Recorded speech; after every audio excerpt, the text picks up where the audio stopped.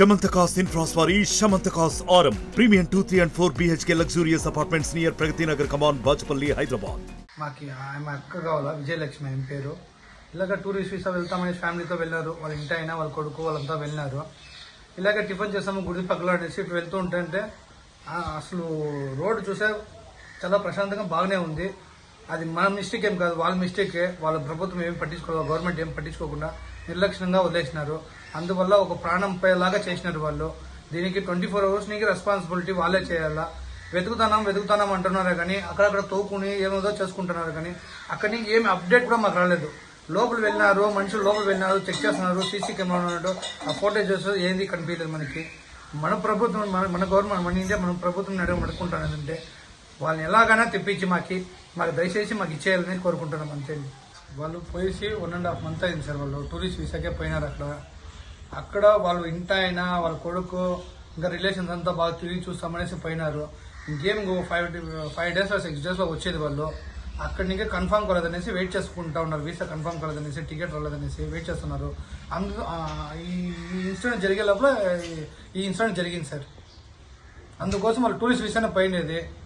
బాగా వాళ్ళ ఫ్యామిలీతో వెళ్ళినారు, వాళ్ళ కొడుకు వెళ్ళినాడు, వాళ్ళ ఇంటి ఆయన వెళ్ళినాడు, ఆమె వెళ్ళింది.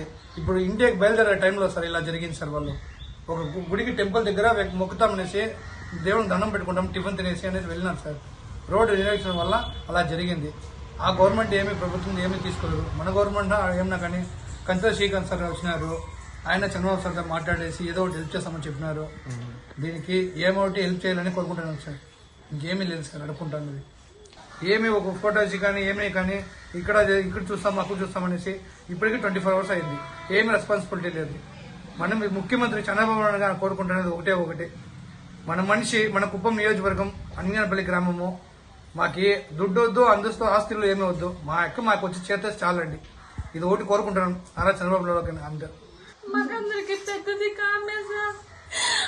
పిల్లలు ఏమని చేర్చేయండి సార్. ఇంకేమీ మాకు వద్దు సార్. మన ప్రభుత్వం మీద మంచి చేసారు. మా పాప పోతే ఆటి మంచి సార్. పిల్లోడు అక్కడే కొట్టుకుంటున్నాడు సార్. అన్నిటి నుంచి ఏదో దయచూపి మన ఆంధ్ర ప్రభుత్వం నుంచి మన చంద్రబాబు నారా చంద్రబాబు ఏదో మంచి చేయండి సార్. ఇది మాత్రమే మేము కోరుకుంటున్నాం సార్. ఇంకేమి మాకు అవసరం లేదు. మాకు భూమి వద్దు, ఆస్తి వద్దు, ఏమొచ్చి చేరిపోతాయి సార్.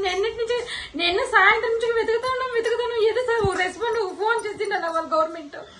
మన గవర్నమెంట్ తరఫు నుంచి ఒక ఫోన్ చేసి చెప్పినారు, వాళ్ళ గవర్నమెంట్ తరఫు నుంచి ఒక ఫోన్ చేసినా సార్ మాకి.